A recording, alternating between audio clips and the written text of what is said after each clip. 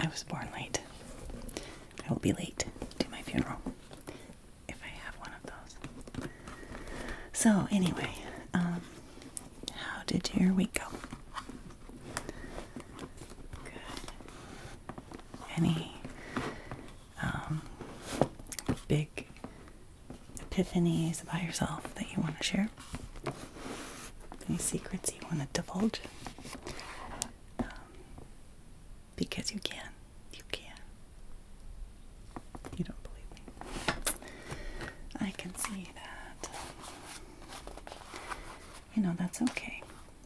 Because I have made a believer out of more than one person in the world.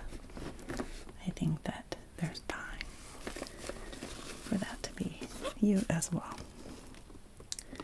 I just have to unload a bunch of stuff. I am kind of a pack rat and over prepare, under prepare. I over prepare, but I'm woefully under prepared most of the time. So I'm not quite sure what that says about me, but sort of a painful procrastination tendency and all of that. I brought some things that I thought might be interesting. I don't know if we'll get to them or what, but do you play cards? Do you? What about magic? Any magic tricks? I might. We'll see. We'll see. I don't know if I'll be in that mindset, but oh, and I was gonna try it now.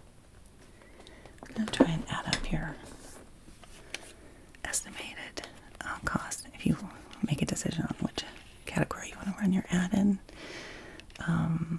The most likely one to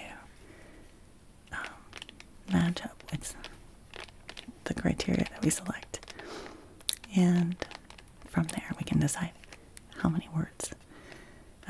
First tier, second tier, third tier, and then they're like max tier. Just whatever. If you pay enough money, you can pretty much have whatever you want there. But that's not really what it's about. It is, though, partly for me, but I do it because I love it, and so it's nice to be able to do something you love and still be able to eat dinner and, you know, pay the bills. So thanks for that. Your support matters. So I'm glad you responded to the ad. But you know, we can add up the interest and stuff. I know that I said like 28 something. If you could pass the year, it's bad. So don't forget that if you can avoid it. It's terrible stuff. I also have, let's see. Oh my gosh, and I brought, so this is great because I also have, I don't know if you put this, I'm on a card thing right now. Mini Unos. I don't know if you've ever played this game. You can actually play it, I mean, technically I suppose you can play it by yourself, but not really. Kind of requires two people, I think, mostly. But, you know, I was an only child, so for me, I just made games for me. Just because it was like 2 or more players, I was like, I don't have no 2-player. I just have me. And I have my cat too, Sammy. He was actually pretty good at Monopoly. I don't know why he liked it so much, but these are kind of hard to open. It's probably because I haven't used them much. I just want to see them because they're small. I have a thing for like small items. I don't know what the deal is there, but I always have. It's like, look how cute that is. And you just have to like it immediately. It doesn't even matter. Small. I don't know what that is about. Small things equal instant attraction for them. So look at them. I mean, oh my gosh, adorable. So I could do a game with you. What would it be? Are you going to do a game already? I don't know if we're ready for that. I was going to have got a bunch of questions I need to ask you. And did you do anything over the week to to work on your drafts? I did. Yes, I did. But they're not going to be as good as they will be in another week. We have more personal information, and the more you share,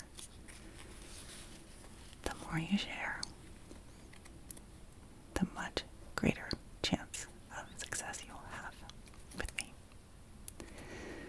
Don't be afraid, because I will not tell your secrets. It's just part of the job.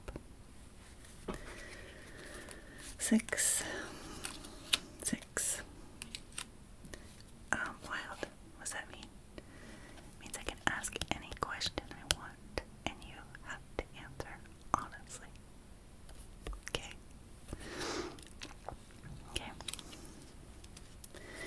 This one's reverse, which means then you have to ask me a question, and I have to answer. Most likely, honestly. Yes, most likely. 9. That's 9 minutes between the time I have to answer the question and you've asked it. 0. Or XO, whatever you call it. That means I get to say, no, I'm not answering that question. This 0 means you have no more chances to avoid answering the question. Just answer me. Do you like how this game seems to lean in my favor? This 9 means I'm 9 gonna listen to your lies. I can't think of how you would use the word. Was that 9? And I don't know what to do next. That's a pun. 3. Well, I just like that number. 2. There's never 2. There's really never, like, a good way to not be the one when you're in a room full of 2s. 7. I just think of Seven's Gate. Is that Heaven's Gate? What was that called?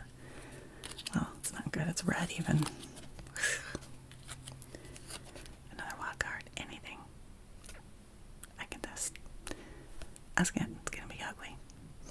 Put your seatbelt on. 1. 1 is not the loneliest number that you'll ever know. More 9s. 9 might be our number. I wonder why. 9. 9. What's that about? Oh my god. Look at, they're gonna freak out. Uno just nailed it. Uno is like a lot more like tarot cards than I realized.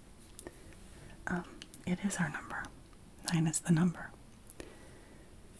Because, let me get this out of the way. Oh, and I have to take this out really quick. It's gonna be. We have work to do utilizing this Reader's Digest that says I survived. It actually has like some serious life lessons we're gonna get to. Anyway, I got a notebook and I got this ruler too. I need that probably. What else is down there? Oh, my mini scrapbook. I forgot I brought that. So cute. See, it's small and everything. What's down there? What is that? Oh, that's fake money in case we decide to play poker. Anyway.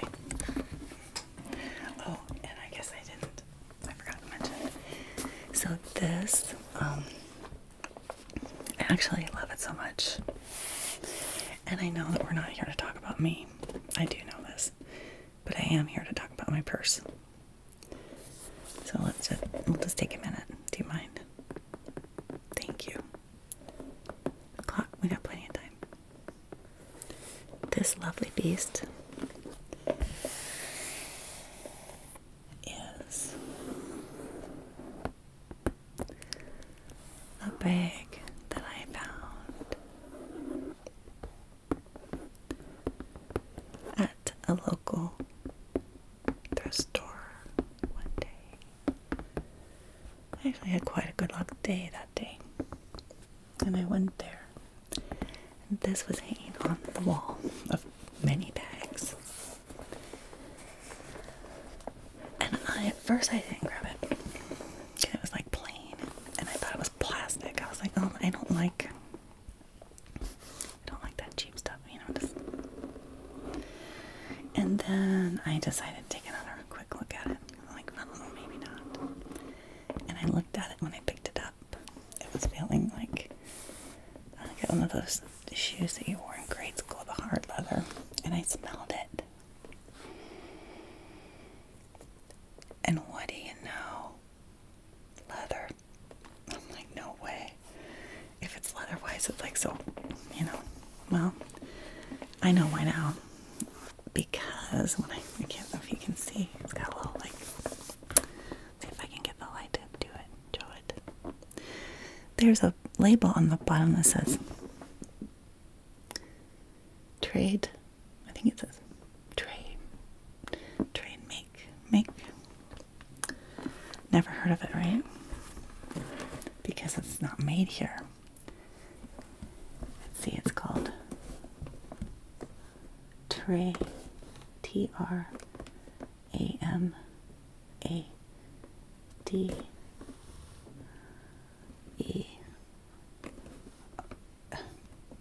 Make.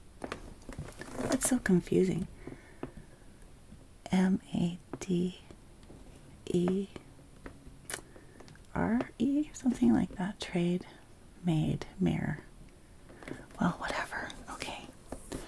I googled it. I took a picture of it. It's like from Italy, and it's some kind of insane leather. And it's fancy and new and modern. And I think they're like thousands of dollars. I don't know. Maybe I'm just making that up, and I just think that's what I saw, but I really do think it must be, because the inside's not lined. It's just the open, raw leather, just like one solid piece. And I guess I think, and it's like, it's thick of a, it's like a drywall, like it's like really thick, like a tire. It kind of reminds me maybe of something like that Coach would make. Super nice bag. The only thing it's sad about is it doesn't have like the little feet on the bottom. So, oh, there you can kind of see the label under there. It's like shining. Trade maker made in Italy. It says made in Italy. And so I was like, wow, is it really made there? It is. It really is. And has stitching, and so lovely little bag. I hate to use it because I don't want to get it all nasty. I don't want to drop it in the rain or have a dog chew on it when I'm not looking, or somebody just yank it off my arm and run. That would suck. And I love this little, it's got this nice like design on the handle. Those are nice.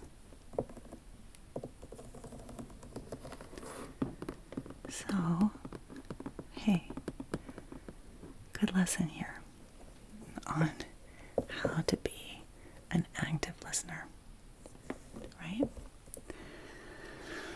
How to be an active listener and an engaged listener, so that your person that is doing the speaking feels heard, whether or not the subject matter is of your particular interest. It's always nice to have compassionate and active listening skills. And we say less and listen more. And I could definitely do more of that. You did a good job. Thank you for letting me talk about it. I hope you like the bag. It's kind of fun. And I read something over the weekend that was somewhat related to our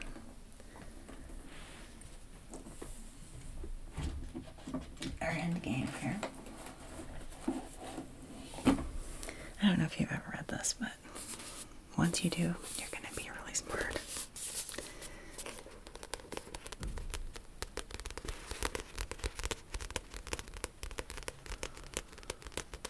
That's right, people. How to be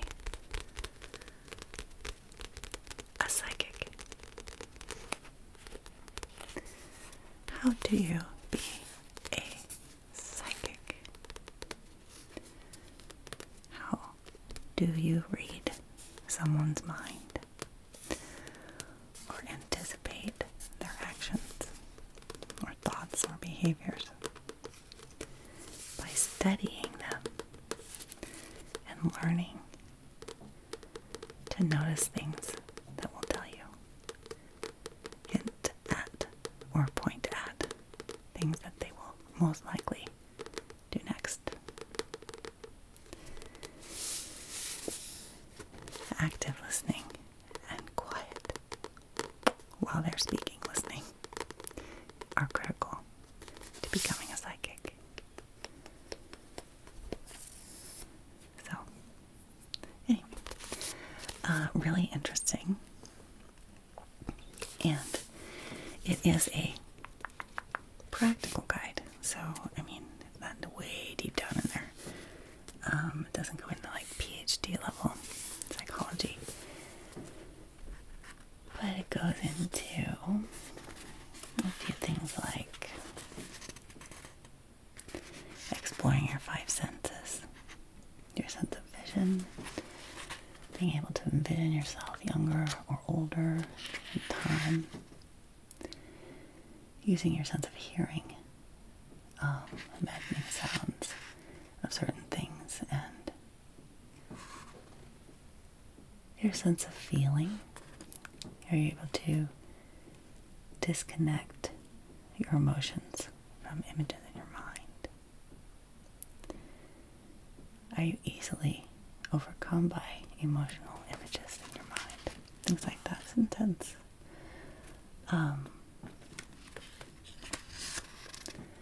Senses of smell and taste.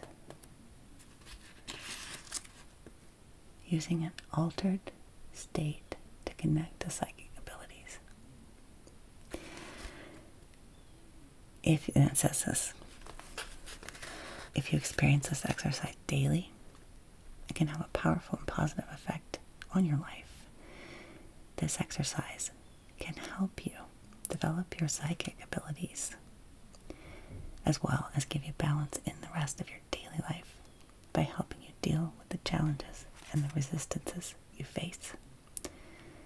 As you perform this exercise, remember that your way of making this connection is unique, and no one else will experience it the same way.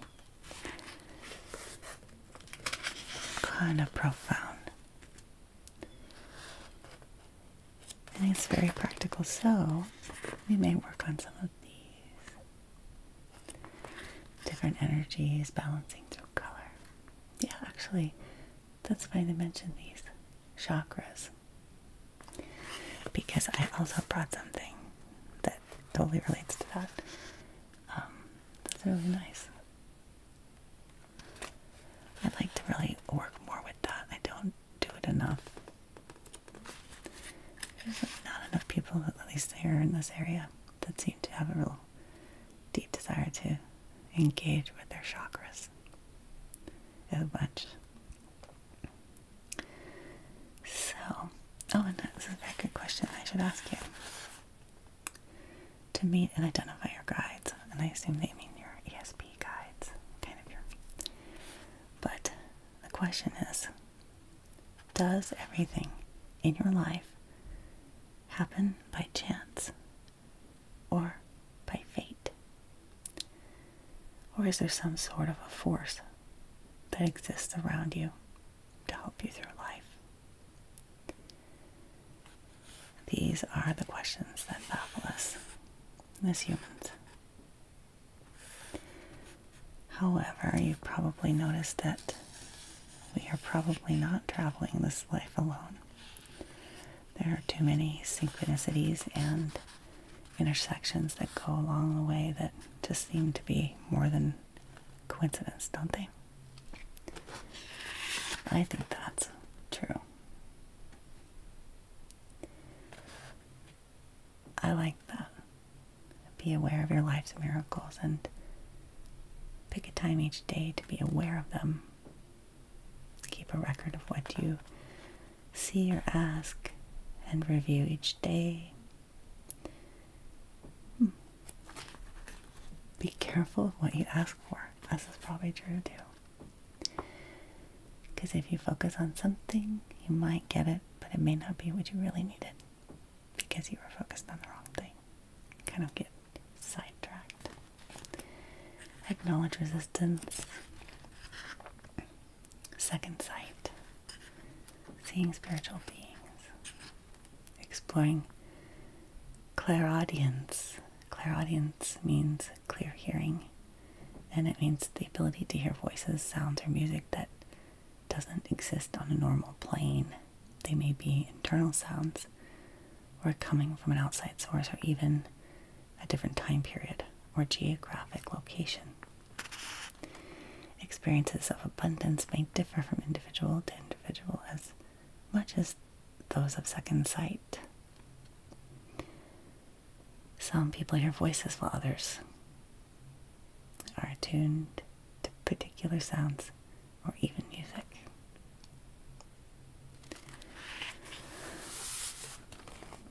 What do you think? Is that something you would look at? And then developing your inner sense of others and yourself. A little psychic ability never hurt anyone. I don't think. I mean, I hope not. I think there's a good and bad to the idea. I can see a lot of benefits, and I can see a lot of responsibility and potential for disastrous misuse of such a skill. I think that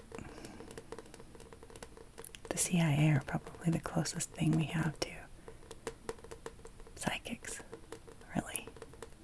Intensely intelligent and be able to just analyze things in such a way that is beyond my understanding, but really pretty cool. I'm never going to be one. I don't quite have it. But I can be your psychic.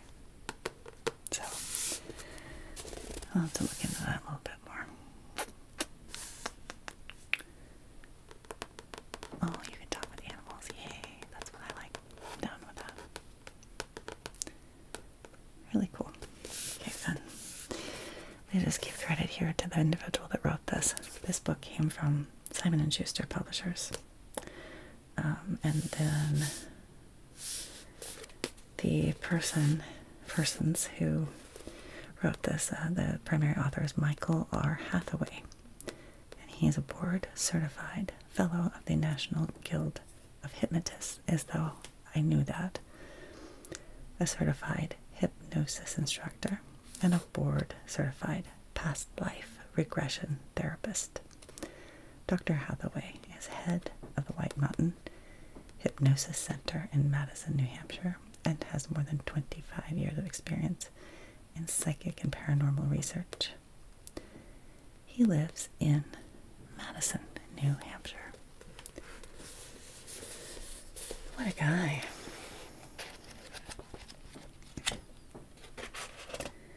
He lives in a really old part of the country, and one that known to be very laden with paranormal activity, I think.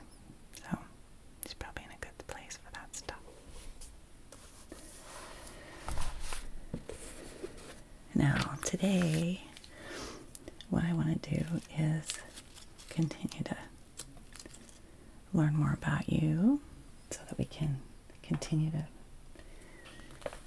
make way towards drafting a superior piece of advertisement writing. As small as it might be, it's powerful and it's important. It is being created to help set your destiny, and that's critical stuff. We don't want to get it wrong. We don't want somebody coming into your life that you shouldn't have in it. We don't want to draw things that should be kept away.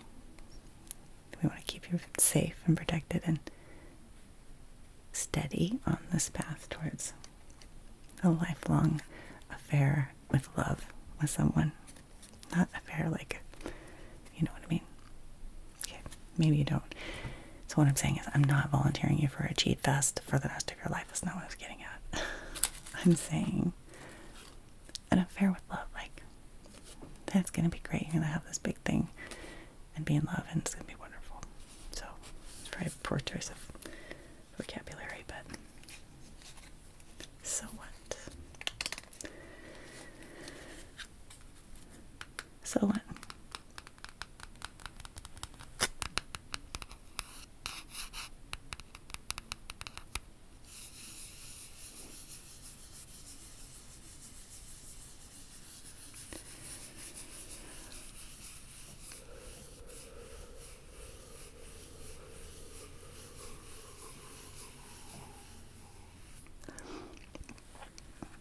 That's good for you. If you don't do a big breath out now and then.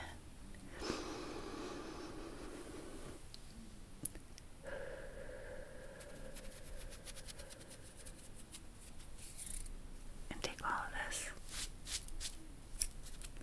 Get it off of there.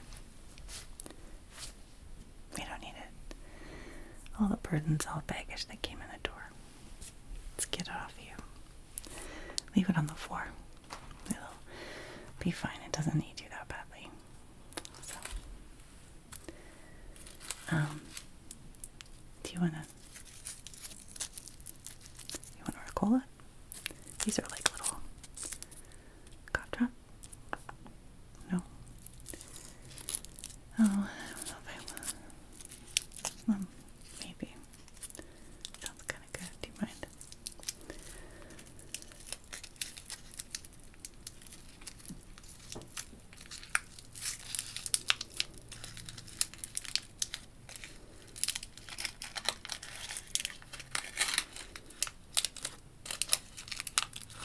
I can't remember when he used to be popular.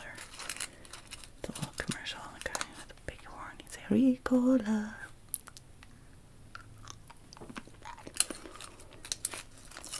A little liner paper inside of this paper. And they have this like little extra tiny piece of paper in there.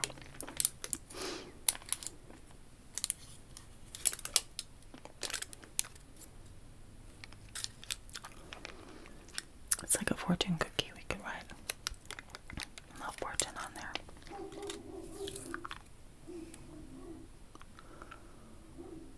Well,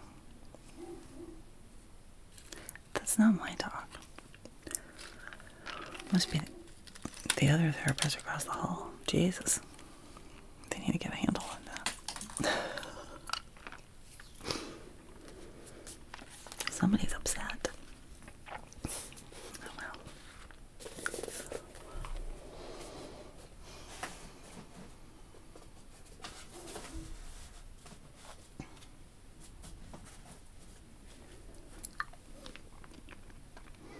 Are you comfortable? Okay, good.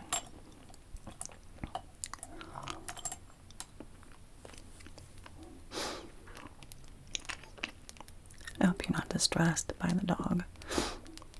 I mean, it is a city with other humans in it, unfortunately. For me, anyway. I'm just joking. So, the reason why I mentioned this Reader's Digest seems like a funny thing to choose, right? Maybe it is. But I think you're going to be okay with it because it fits along perfectly with what we were going to talk about. Anyway, so why not, right? I was kind of surprised as well, but there's an article in here that I didn't even know was in here. So I put it, where did I put it? On the web page. I don't think I wrote it down.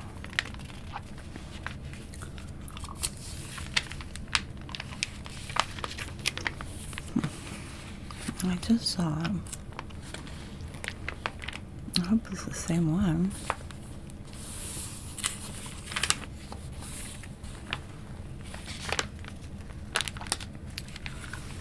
I think I went too far. Maybe I should look on the contents.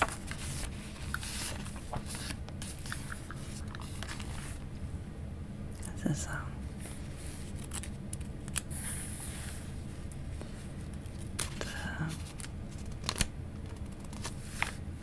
oh, it's on page 56. My goodness. 56, so we don't forget.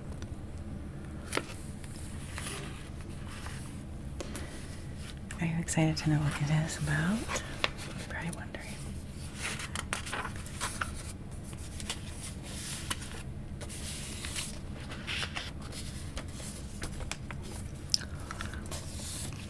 The article is actually called How to Get Along with Anyone. Page. Let's see. Page 56. Then we have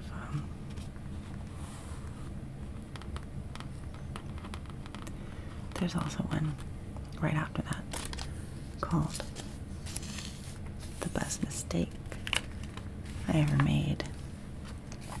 Kind of interests me a little bit, but we're gonna go with page 56.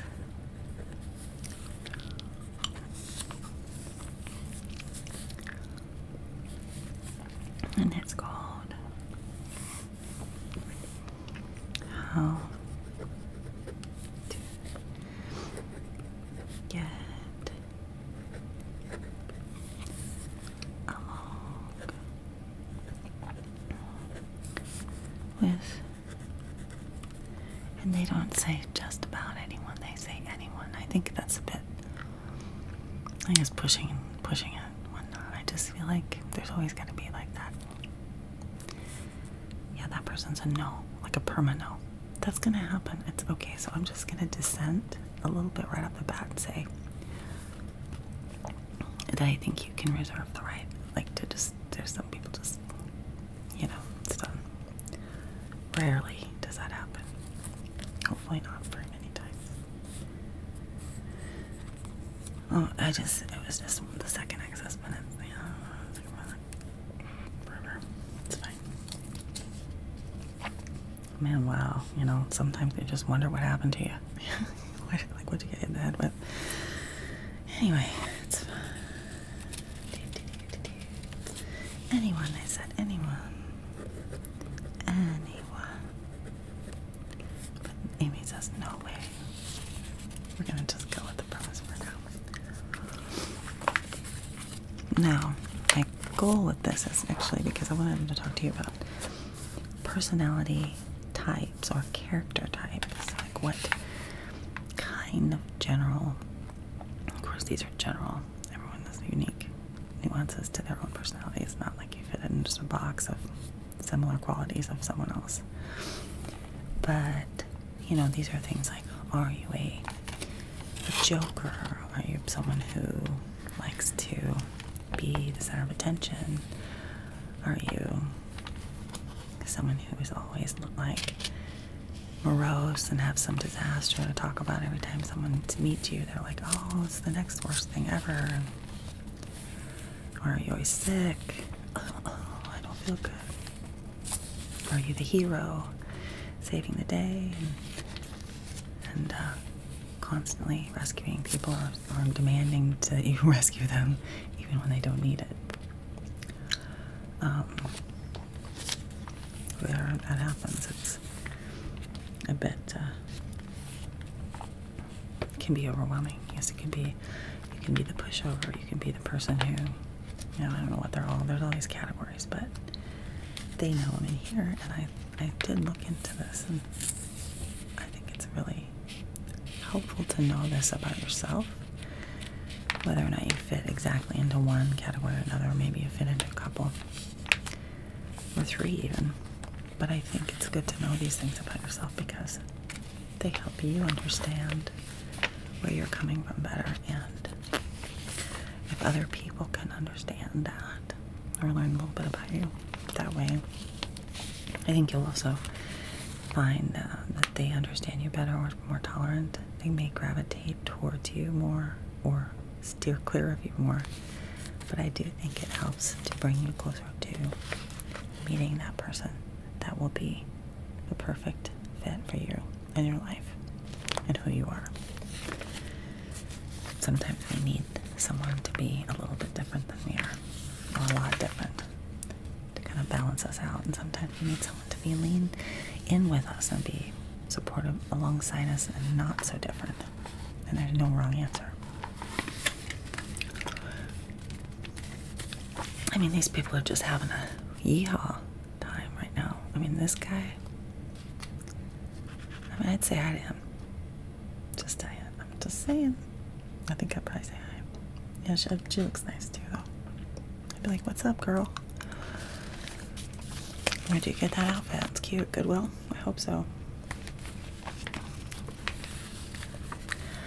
Just saying. Okay. So, let's see. Do you have an idea of who you are, or like what type you are? Have you ever done this? There's quizzes and stuff we can do, like whole assessments, but this isn't officially an assessment, or so as it's kind of just to see what you think on the off, the top, and then maybe we'll do one and see what actually comes out like. It'll be kind of interesting to see what that says about you.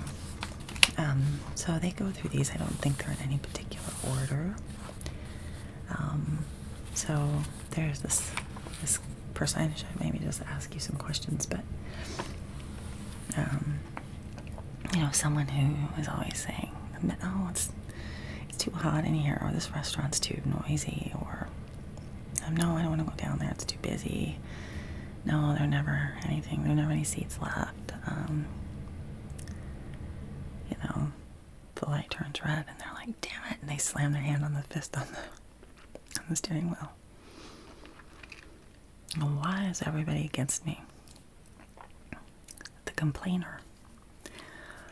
And I think a lot of times people that are the complainer or the complaining personality type certainly don't always want to say that they are, or don't believe that they are.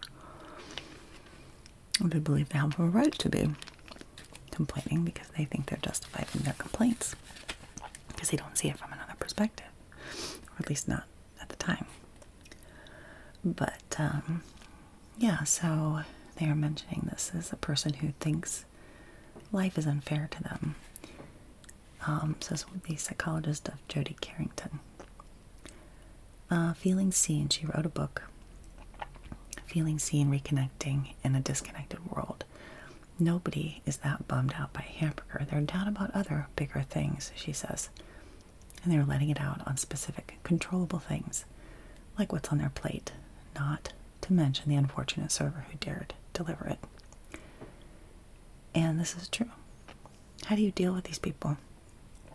I don't know how you do it if it's you. But if you want to have better interactions, you have to start with empathy, which is a hard thing to give someone who's complaining all the time, isn't it?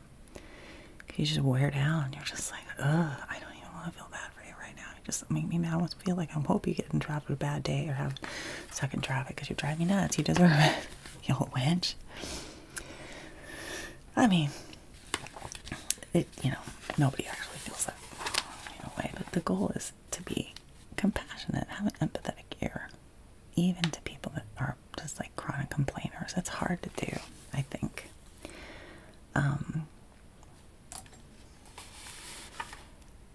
It is especially hard, they say, yes, with the complainer.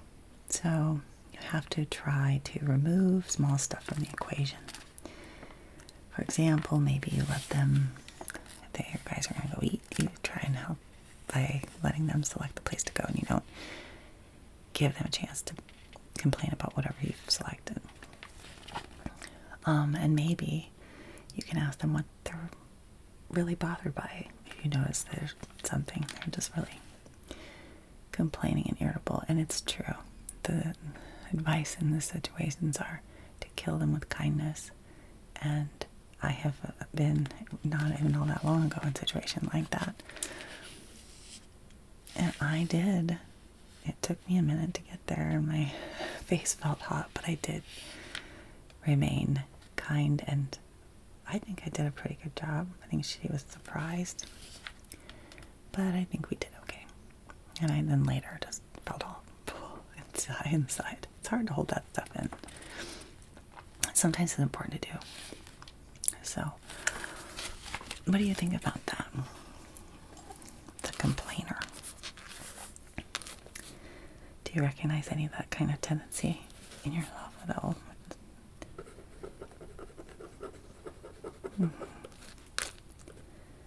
I think I can be like this sometimes.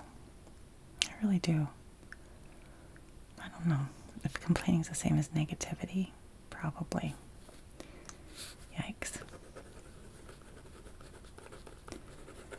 I know I'm good at like countering it with other people, but maybe not so much in myself. Makes sense. Anything else you can add there? Okay.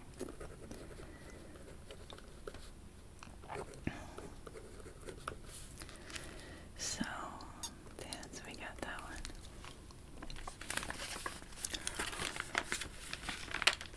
one. Okay, next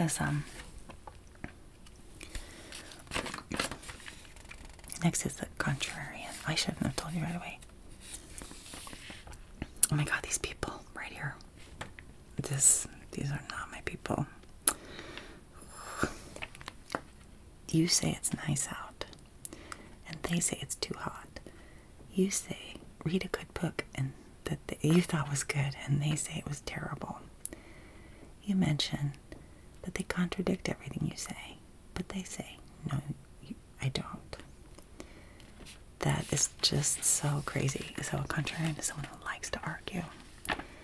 And this person wrote the book called I Never Thought of It That Way. How to Have Fearlessly Curious Conversations in Dangerously Divided Times. It can be aggressive and unpleasant. The contrarian cannot always tell the difference. So when they are arguing, they are more arguing for the argument itself just to win it. They don't even know. Choose your battles. Drop things that are inconsequential. It is difficult with people like that though, because they come towards you with more, it's like if you try to diffuse it and kind of settle it down, it, to me, I've noticed, will not just kind of, they almost pursue you to continue the argument and wear you down, and then you become frustrated, and that's when you get upset and start yelling, and pretty soon the fight's on and they're satisfied because that's what they were hoping for, even if they didn't know so overtly. You did. So when you want to stand your ground with these individuals, you need to become more a nuanced opponent. Sometimes you can get them off of the opinion showdown by asking them for their story or experience with a certain matter. And how did you come to believe in that? Or how has that ever happened to you? And try to move the conversation away from competition about politics or whatever. Is that what that said? Yeah. And try to bring it towards more of a personal perspective. You might learn that you value their opinion. So that is the contrarian, and I think is often similar to the complainer. I believe. Always something, yeah. You can't even just argue and say these eggs are good. Well, they're not that good, That's my father. The next one on the list. If you can't ever seem to finish a story or a sentence, chances are you are facing a chatterbox. Despite the adorable moniker, it is a frustrating bunch, says communication expert Sandy Gerber. The chatterbox is a story stealer. They identify with whatever you're saying and then barf out a story about themselves. It feels they are trying to constantly one-up you, but it's not necessarily true. They can be socially anxious, uncomfortable with silence, or just extra passionate and excitable about whatever the reason. They probably don't notice they're doing this or understand the deeper reasons why. This is particularly true with children, kids, the chatterboxes. They can be called connection seekers. That's what they're after, but they're not giving you a chance to connect back, so they just keep talking. And because they're chatting a mile a minute, you might not notice it until you're annoyed on the ride home because all of your stories were hijacked. That is interesting.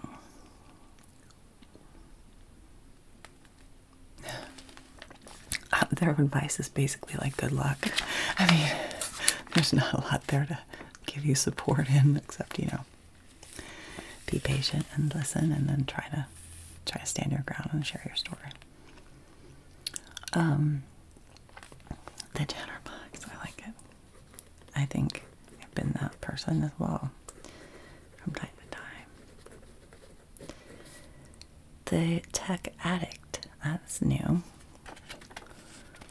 Socially, few things are more annoying. I can think of some than someone who repeatedly checks their phone in the middle of your conversation. Soon enough, you may be projecting sulky thoughts their way, like, I'm boring you. You're more concerned with whatever's on the phone than me. You don't care about me. But remember that tech addicts' annoying habits are not about you. It's rude, yes, but we make the mistake of thinking the behavior is more than what it is. It's possible they're just nervous or anxious, or that their partner is strained with a flat, or they have a kid that's sick. You just don't know. But before you hastily rage at the tech addict's blatant rudeness, focus on building a better conversation than whatever's going on Instagram. You may never get there, but if you're close enough to the person, you could ask them, what's so alluring on that thing? They may apologize and put the phone away, and if it's something important, they may talk about it. But avoid the situation in advance if you say something like, I'm so interested in catching up properly. How about we leave our phones in the car? Who would say that to another adult? That person would be like, take my phone wherever you want. I mean, people in high school are like, what are you talking about? You know, I just can't imagine another adult like going, if I was like to some friend at work, I was like, we're on lunch, I'm like, hey Susan, I just want to like really get a chance to engage and have a good lunch. Why don't we just leave our phones in the car? Yeah.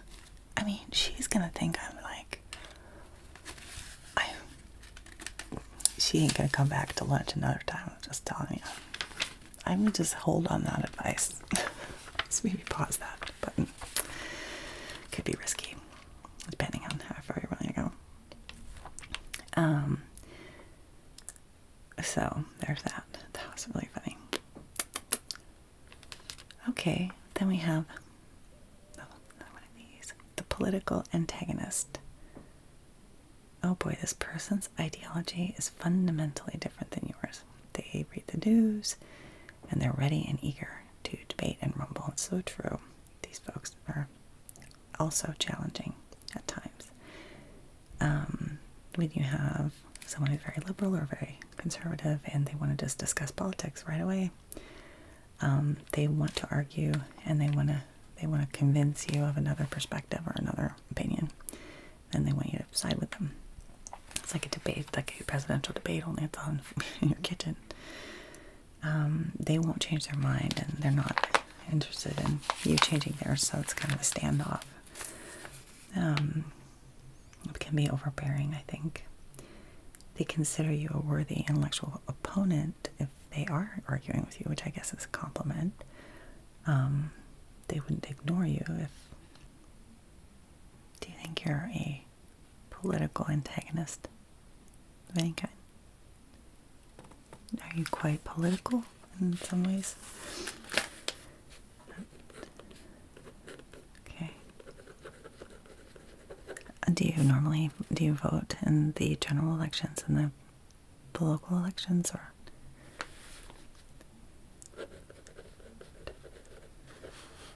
I see. Okay. And then when was that? Oh, okay. All right. Is it important to you to have someone that aligns very well with your political belief system, or do you enjoy or don't mind someone that's very different? Would it bother you if they didn't vote for the same governor, mayor, president, city council, and so on?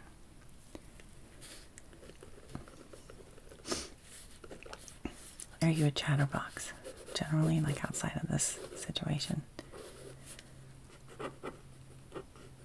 Sometimes, yeah, can be, sure.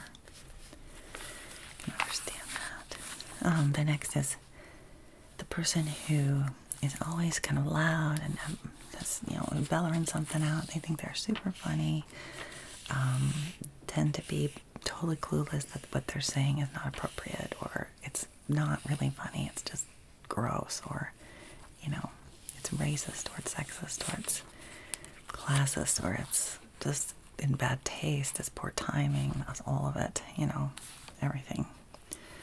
Those folks would be the inappropriate jokesters.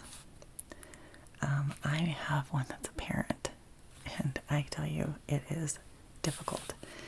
Luckily, he's a bit of a social agoraphobe, so he doesn't do a lot of public outings, which is a blessing for all of us. The man has horrible inappropriate joke tendencies. Excuse me.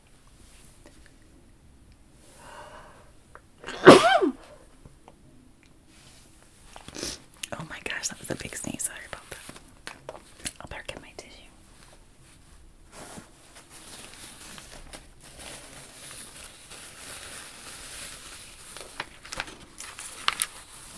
Don't want to lose that place. Excuse me.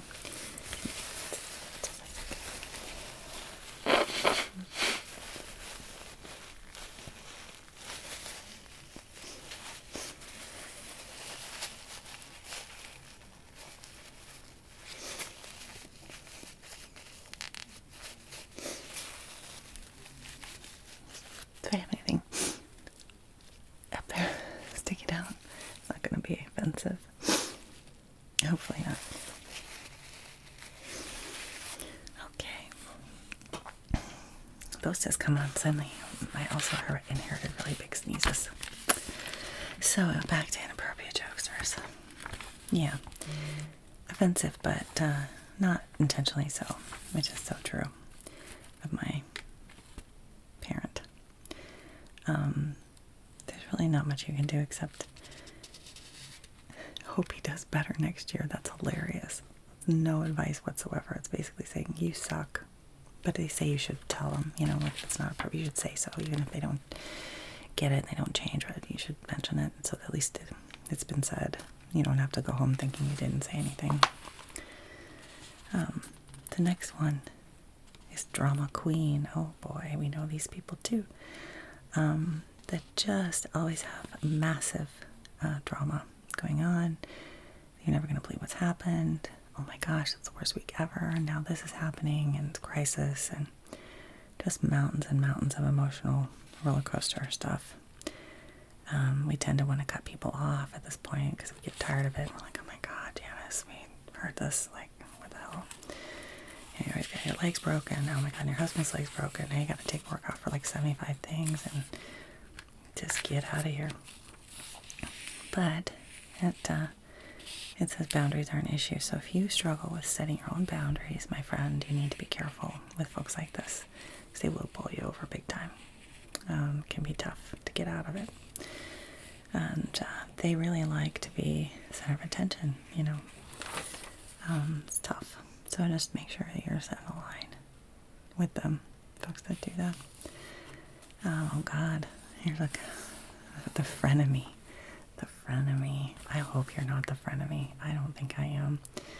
These are difficult personalities. The frenemy is both equal parts friend and enemy, a relationship that is subtle personal and complicated, and sometimes you have to be in one to know it's there.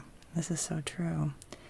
It's a seesaw friendship because the highs and lows, you never quite know what you're going to get. One day your friend is fun, fab, and sweet again, and next time she's low-key mad or mean, and you don't know why. Except you know exactly why, because they're passive-aggressive, and they are motivated by what their perceived lack of value, and they're rolling their eyes at anything you have to do or do that feels like it's undervaluing them so that they can feel better about themselves. They are often desperate to knock you down a little bit at a time, and this is so true. These folks will just start by firing shots at you, and you've done nothing to deserve that, and there's nothing you can do to stop the arrows from being fired except avoid them by getting away from them completely. Just don't be around it. And when they sound passive aggressive, call them out on it. Did you mean that genuinely? Because that didn't sound genuine. Are you angry with me? Because you sound angry. Your words say one thing, but your tone says something completely different.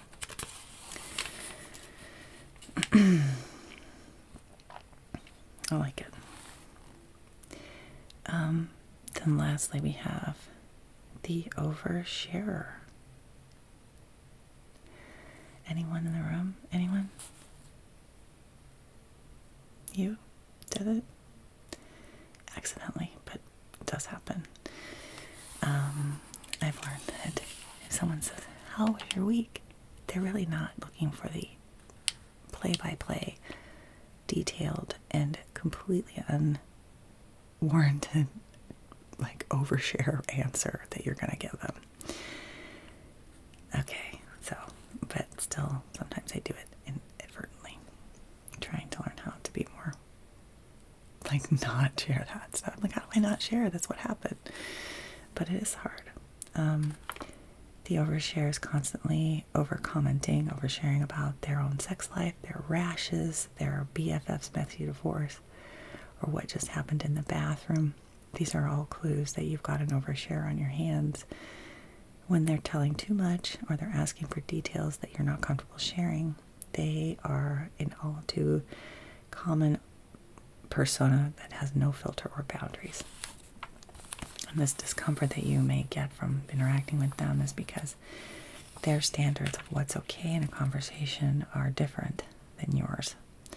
They consider certain things acceptable that are not the same as what other people think of. They may be labeled as nosy or bossy or invasive or rude, but really they're just wanting to be accepted. They do lots of TMI and consider sharing something different, and they just want to try and connect, and so they don't mean to cross the line, but you can say that to them that that's private, I don't want to talk about that, and I don't want you to talk about it. You can say that, and hopefully they would respect it. I would, I think. I hope I would. Compliments also work wonders with oversharers. Hint, hint. Because it refocuses the conversation in their direction, but it also subtly resets your boundary. It's wise. So I think that's great. That's a tough one. Kind of a great article, huh? I thought you might like it. So think about that this week as you're going about your day-to-day biz, that these different personality types, and there are many others, but these are some of the bigger categories. Think about if any of these fit some of the relationships you have in your life with friends, coworkers, colleagues, people at church, people at the bank, people on the street, homeless people, people you beat up at the bars at Friday night. I don't know, just whoever. See if you can kind of put them in some kind of category. They missed out. They didn't have like the hero in there. They didn't have the wet blanket or I didn't have those in there. That's interesting. There's a whole other group. We didn't get to them to read. And the overshare. There we go. Those are good. I can send this list with you. So you can have this to take home. And that way you can look up through and kind of keep it in your mind. You can keep it in your purse or your bag, whatever you got. Back pocket. Laminate it, put it in your index cards, and stick it on your wall. Along with my picture, business card, and a blank check that written out to me. Do you want to take that with you? Okay, great. Let's put your name on it. Great. Okay. I have got to run. I've got another appointment coming up in 15 minutes. I'm going to have to use the bathroom. Get myself a little fresh air, stretch my legs a minute before we go on. But I want you to take this, and next week when you come in, we're going to do a little bit of lab work. I need to check your dental work again, because I know you said you were going to follow up with the dentist soon. But if you haven't done that yet, you need to get on it, because I don't want any stifle teeth on that. You know, running an ad and then people respond and I promise them one thing and they get something else. We're not going to be like that. We're not fluffing the box, or whatever you want to call it. I mean, whatever that saying is, just we're not going to extra. We're not going to be extra. We're just be real. Logistics. Thank you for your attention. Take that and be safe. Come back. Thanks for coming in. It's been great to see you. Yeah, you're awesome. Yeah, I promise. Did you leave it? Are you going to write your check? I need to pause the second deposit for the second week. You can just write it. You need to post-date it for a couple days. That's fine. Okay. Thank you. You can just leave it up there on the table. Okay. Appreciate your time. Best of luck. Bring on the love vibes, okay? Open.